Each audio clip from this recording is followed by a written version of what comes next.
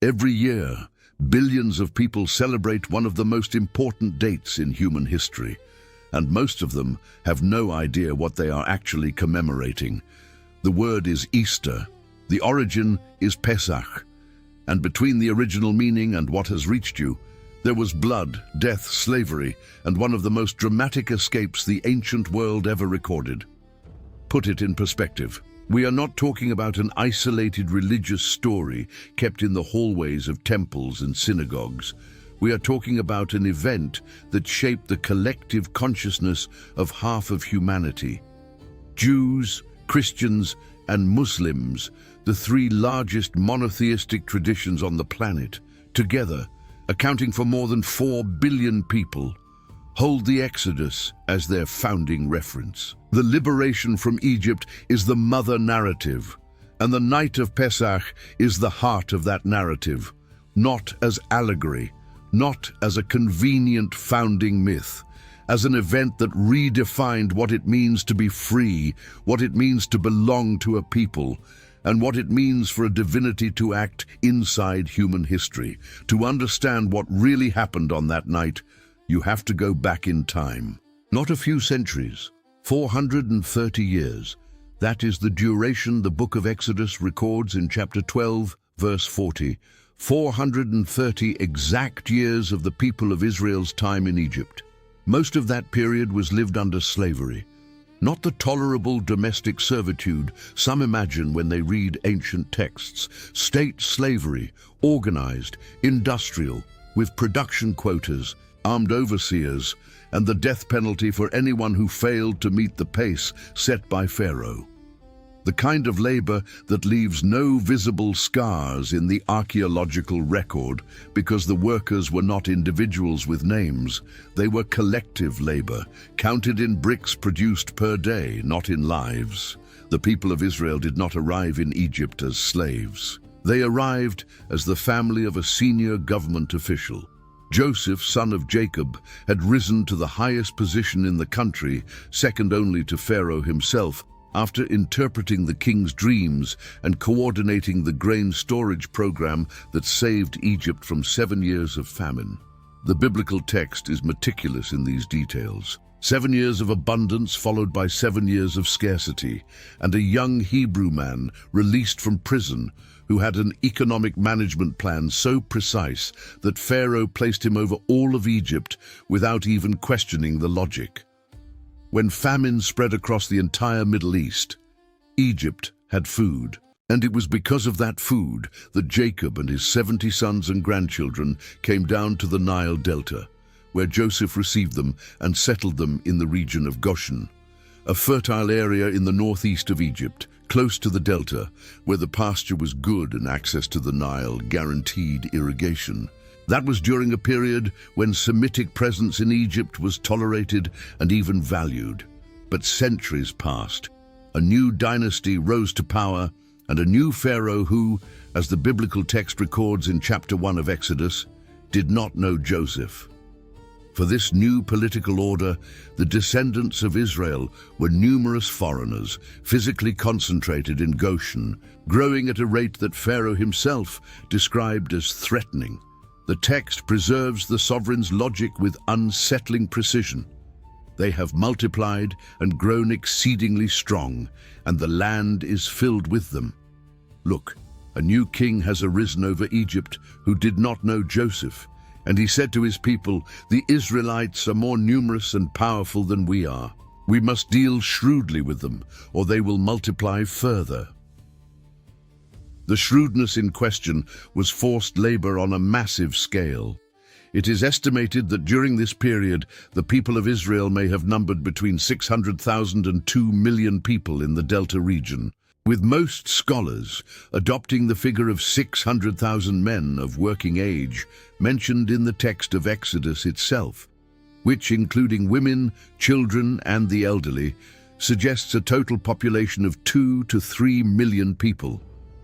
An entire people kept under control not by walls, but by systematic forced labor, by armed overseers called nogashim in the original Hebrew, a word that carries the idea of physical compulsion, and by the economic impossibility of fleeing into the desert without resources, water, and logistical organization.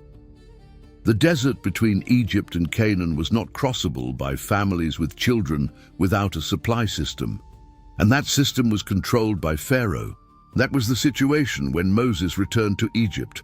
Moses had been born into that slave population, was adopted by Pharaoh's daughter, grew up inside the royal palace, and then fled to the desert of Midian after killing an Egyptian overseer who was beating a Hebrew slave.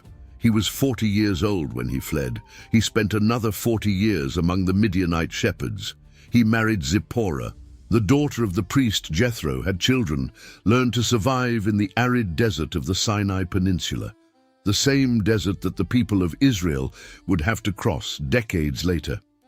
He was 80 years old when a bush caught fire on Mount Horeb and did not burn up, and a voice called him by name and told him it was time to go back. Moses' initial resistance is documented with an honesty that rarely appears in hero narratives.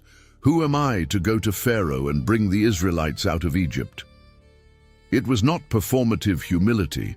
It was the realistic calculation of an 80-year-old man with a speech impediment, a fugitive for 40 years, being asked to confront the most powerful man in the greatest superpower of the ancient world. The answer he received was not a guarantee of easy victory. It was a promise of presence. "I will be with you." Moses' first conversation with Pharaoh was a complete failure. The sovereign not only refused the request for 3 days in the desert to hold a religious celebration, he increased the production quotas immediately. Until then, the Egyptian state had supplied straw for brickmaking, an essential construction material in which straw was used as reinforcing fiber to give structure to the mud.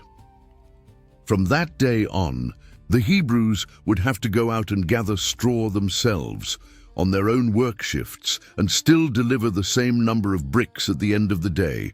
It was physically impossible, and the Hebrew overseers who failed to meet their quotas were beaten in front of the entire community as an example. The situation got worse immediately after Moses' first request, and the Hebrew leaders themselves blamed him. The text records the accusation without softening it. "May the Lord look on you and judge you. You have made us offensive in the eyes of Pharaoh and his officials, and have put a sword in their hands to kill us." Liberation, in its first chapter, made things worse, and Moses returned to God with exactly that question. The answer was not words of comfort. It was a sequence, an escalation of pressure on Egypt that the biblical texts record as the 10 plagues, which archaeology and the natural sciences have studied with growing interest since the 20th century. Because some of those plagues follow an environmental cascade logic that modern scholars connect to documented volcanic and climatic phenomena of the period. The possible eruption of the Santorini volcano, dated between 1500 and 1200 before the Common Era, would have produced exactly the type of environmental disruption that could have triggered many of the described plagues. Red algae blooms in the Nile, proliferation of frogs followed by the collapse of the frog population, proliferation of insects, animal diseases, skin conditions, climatic disruptions. Science does not confirm the miracle, but neither can it rule out the timeline. The first plague turned the waters of the Nile into blood. The Nile was not just a river to Egypt, it was the backbone of civilization. The agricultural calendar, the water supply, the transport of goods, Egyptian cosmology itself, everything revolved around the Nile. The deity Hapi personified the river. The Egyptians believed that the blood of Osiris had fertilized the Nile. Turning it literally into blood was not just a catastrophic logistical problem, it was a precise theological declaration. The divinity that sustains Egypt has been neutralized. The waters that should give life were unsuitable for consumption for 7 days. The same theological principle structured each of the 10 plagues. Each one targeted a specific aspect of Egyptian theology and economy. The frogs, associated with the goddess Heket, protector of birth and fertility, multiplied to proportions that made the entire country uninhabitable, and then died en masse, leaving piles of carcasses that the text describes with the realistic detail of someone who was there. The thick darkness for 3 days directly attacked the cult of Ra, the sun god, the central deity of the Egyptian pantheon, the god whose power sustained the very legitimacy of Pharaoh as divine sun. 3 days without sun were 3 days in which Ra had been defeated. The 10th plague, the one that finally broke Pharaoh's resistance after 9 refusals, was designed to strike at the power structure of the Egyptian state itself, the death of the firstborn. Not only the firstborn of common families, from the firstborn of Pharaoh, considered the son of Ra himself, divine heir to the throne, the embodied continuity of Egyptian power, to the firstborn of the most forgotten prisoner in the palace dungeons, and the firstborn of every animal. The 10th plague was systemic, total, without exception of social class, status, or position, except for those who did what God instructed that afternoon. And this is where we reach the center of everything, because the instructions given to Moses and Aaron before that last night in Egypt were neither vague nor symbolic. They were precise, detailed, every detail measured, every procedure with its own internal logic. And every detail carried a weight that would only become fully visible centuries later. The book of Exodus, chapter 12, begins with an instruction that most people read past without paying attention. This month shall be your beginning of months. It shall be the first month of the year to you. God was not simply giving a ritual command. He was resetting the calendar. The night that was about to happen would be so radically new that time itself needed to be recounted from it. Pesach did not only mark a historical liberation, it marked the beginning of a new way of counting days. The Egyptian civil year would continue to exist, but the people of Israel would begin to have a second calendar, a sacred calendar, in which all counting of time restarted from the month in which they left Egypt. The instructions continued. On the 10th day of the month of Nisan, 4 days before the night of Pesach, each family should set apart a lamb, a single animal for a family. If the family was too small to consume an entire lamb, it should join with the nearest neighbor, calculating the exact number of people and what each one could eat. The animal selection criteria were specific: male, without physical defect of any kind, 1 year old. It could be a sheep or a goat, but it had to be whole, without blemish, perfect by the standards that livestock breeding of the era could evaluate. Imperfection disqualified the animal. There was no second category approval. 4 days. The lamb stayed with the family for 4 days before being sacrificed. There was no practical rationale to justify that waiting period. An animal kept for 4 days is an animal the children know by name, that the adults fed with their own hands, that the whole family had begun to treat as part of the household. It was deliberate. The emotional attachment made the sacrifice heavier. You were not sacrificing an anonymous animal purchased the morning of the day. You were sacrificing an animal that had slept in your yard for 4 days, and that wait was a structural part of the instruction. On the 14th day of the month, at twilight, the Hebrew text uses the expression Bein ha'arbayim, which literally means between the 2 evenings. The crepuscular transitional period between sunset and the full onset of darkness, each family would slaughter the lamb. There was temporal precision in that instruction. Not in the morning, not at noon, not in the middle of the night. At the exact moment of transition between day and night, at the threshold, the meat would be roasted over fire, not boiled in water, not cooked, roasted. With bitter herbs, maror in Hebrew, the flavor of bitterness, the taste of slavery placed in the mouth deliberately, and with unleavened bread, everything consumed in the same night. Whatever remained by morning had to be burned, not stored, not divided with neighbors the next day, not economically salvaged, consumed or destroyed. The meal had no leftovers. It was complete in itself, or it was nothing. And then came the strangest instruction in all of the ritual. The blood. The blood of the lamb was to be collected in a vessel, likely a basin as Talmudic translators identify, and applied, using a branch of hyssop as a brush, to the two side doorposts and the upper lintel of the door of each house. Not inside, not hidden, not in a discreet spot, visible only to the residents, on the exterior of the door, on the outside, visible to anyone who passed through the street during the night, a mark, a signal, deliberately public, and the family should remain inside the house until morning. Not go out, not check what was happening in the street, not see whether the neighbors had also applied the blood. Stay inside.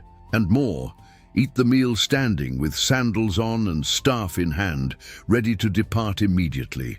The posture of someone eating while standing with staff in hand and sandals on is not the posture of a peaceful celebration. It is the posture of flight, of imminent departure. The entire meal was designed to be consumed in the tension of someone who knows the window of escape may close at any moment. You did not savor the meat slowly. You ate because you needed energy to walk. You did not remove your sandals because there was no time. You did not put down your staff because you might need it in seconds. And then the night came. The text of Exodus, chapter 12, verse 12, is one of the most direct and disturbing in all of biblical literature. On that night I will pass through the land of Egypt, and I will strike down every firstborn in Egypt, both man and beast. And on all the gods of Egypt I will execute judgments. I am the Lord. And verse 13 completes it.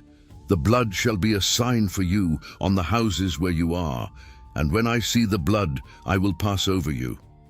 I will pass over you. In Hebrew, Pasash. The root of the name Pesach. The word does not mean jump over, in the casual sense that translations sometimes suggest. It means a deliberate act of active protection. Some of the foremost scholars of biblical Hebrew, including lexicographer William Gesenius and Old Testament dictionary author Francis Brown, identify in the verb pasash the meaning of stopping before something to protect it. Like a bird that covers its chicks with its wings, hovering over the nest to guard what lies beneath, not simply passing over and moving on, stopping, watching, actively protecting while the threat circulates outside. That distinction changes everything about what Pesach means. It is not the moment when death passed over marked houses in the sense of ignoring them by distraction. It is the moment when a protective force stopped before them, covered them, and death could not enter. The text records that the next morning Egypt awoke to a cry, unlike any that had come before, and that would never be repeated. There was not a single house where there was not someone dead.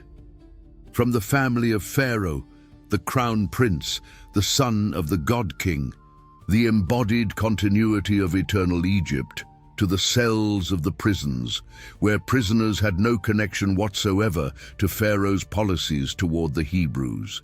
The scope was impossible to ignore or minimize. Pharaoh summoned Moses and Aaron in the middle of the night. The same sovereign who had said, "Who is the Lord that I should obey him?" was summoning his interlocutors at 3 a.m, in the middle of the most devastating morning in Egypt's history. And the order was direct: get out, you and the children of Israel. Take whatever you want, go. The Egyptians did not simply release them, they were pushing them out, and in something the text records with the precision of someone who witnessed the absurdity, they gave silver, gold, and garments when the Hebrews asked for them. The people who had been slaves for generations walked out of Egypt carrying the accumulated wealth of the nation that had enslaved them. The Exodus was a complete economic reversal on top of a political liberation. They set out from Ramesses toward Sukkoth. 600,000 men on foot, not counting women and children. With them a diverse crowd of other peoples that the text calls a great mixed multitude, foreigners who decided to leave with Israel after that night. People who were not Israelites, but who had seen what happened and decided they wanted to go with the people who had that God. And they also carried the bones of Joseph, who 4 centuries earlier had expressly requested that when Israel left Egypt, they take his remains with them to the Promised Land. 430 years later, someone finally fulfilled that request. The weight of Joseph's bones crossed the desert with the free people. Pesach, as a ritual, did not end on that night. Before they departed, Moses transmitted to the people the instruction that would transform the historical event into an eternal rite. Chapter 12 of Exodus is explicit. This day shall be to you a memorial day. You shall celebrate it as a feast to the Lord. It is a perpetual decree throughout your generations. You shall celebrate it. What had happened once in Egypt was to be repeated once a year, forever, in every generation, with the same elements: the lamb, the unleavened bread, the bitter herbs, the cup of wine, and with the same narrative structure, the father answering the children's questions about what this ritual means, retelling the story as if it were happening now. The Haggadah, the text that guides the Seder meal, the liturgy of Jewish Passover, preserves that instruction with a sentence that goes beyond historical memory. The text instructs each participant to say, in every generation, each person is obligated to see themselves as if they themselves had left Egypt. Not the ancestors, not the abstract community, you, personally. As if the departure from Egypt were an event happening at this meal, in this family, in this year. That is the radical difference between a commemoration and an identity ritual. To commemorate is to look back and remember what others lived. An identity ritual is to affirm that the founding event is still in progress, that liberation is not closed history. It is a reality that each person must appropriate for themselves in every generation. That distinction explains why Pesach survived the Babylonian exile in the 6th century before the Common Era, the destruction of the First Temple, the diaspora that followed, the destruction of the Second Temple by the Romans in the year 70, the exile that lasted nearly 2,000 years, the pogroms of the 19th century in Eastern Europe, and the Holocaust of the 20th century. The ritual did not depend on a temple. It did not depend on a territory.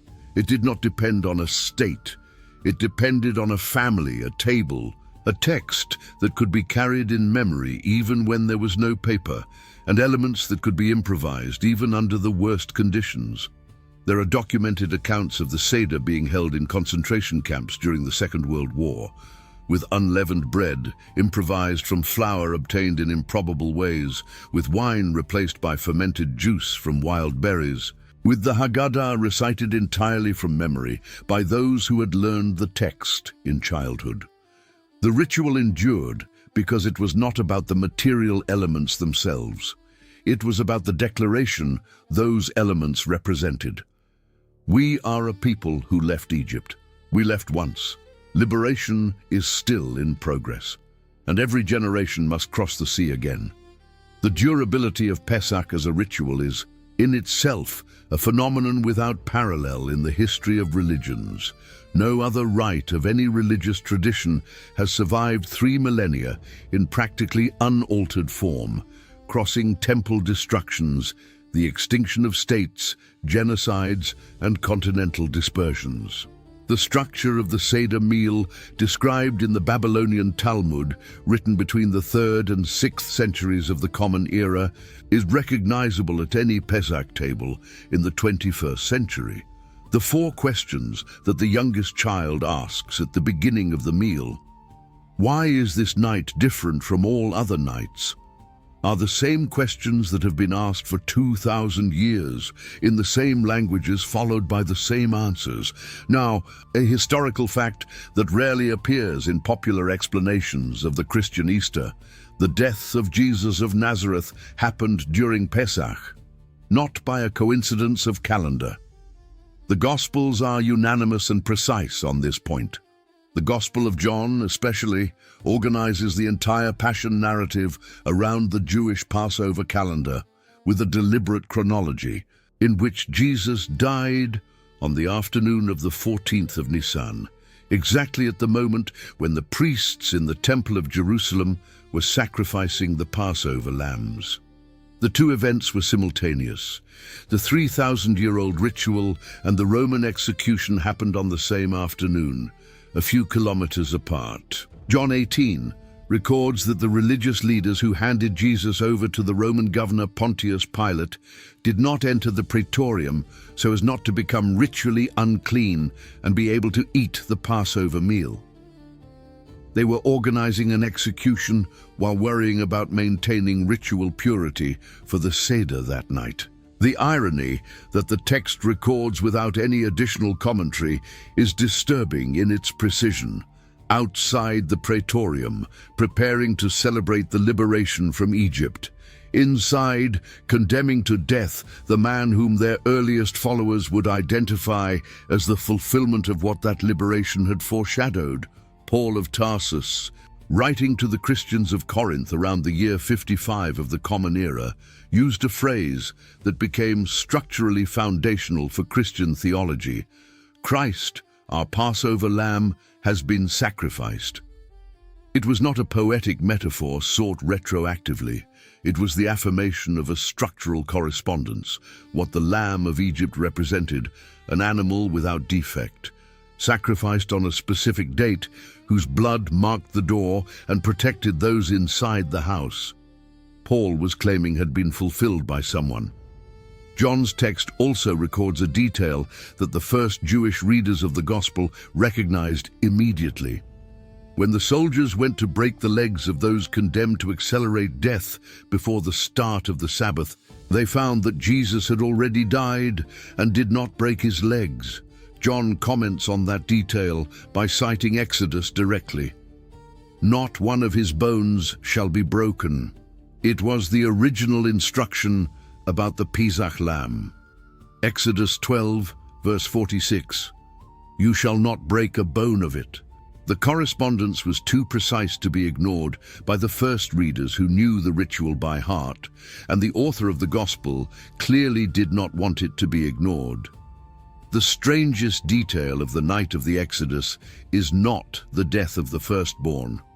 It is what God asks before that each family slaughter a lamb, collect the blood in a vessel, and apply it to the lintel and the two doorposts with a branch of hyssop, not for magic, not for superstition, but because the sign needed to be visible from outside to anyone passing through the street. Pesach means passed over. Death passed over the marked houses. It did not enter. Centuries later, a text in the book of Hebrews describes that moment as a shadow of the good things to come, an incomplete image of something that was still to arrive.